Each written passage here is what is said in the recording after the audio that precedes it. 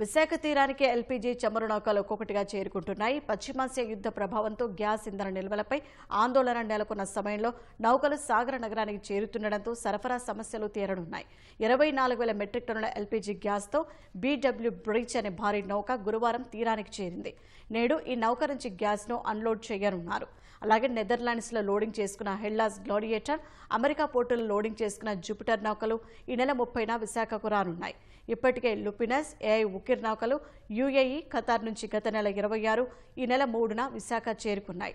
Hindustan petroleum corporation లిమిటెడ్కు సంబంధించి MV సమరశృతి నౌక పోర్టులో యాంకరేజీలో లంగర్ వేసి ఉంచారు.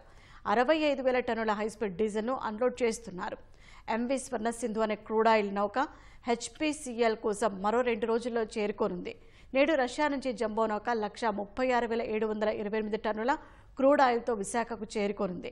వచ్చే నెల 2, 5వ తేదీలో రష్యా నుంచి ఫౌండయా, దేశ్ గౌరవ్ నౌకలు ముడి చమురుతో రానున్నాయి. ఈ నెల 1 నుంచి 25 వరకు ఇరాక్, రష్యా, ఖతార్, యూఏఈ, భారతదేశంలోని పలు పోర్టుల నుంచి 10 చమురు నౌకలు, 2 ఎల్పీజీ నౌకలు విశాఖకు చేరినట్లు అధికార వర్గాలు వెల్లడించాయి.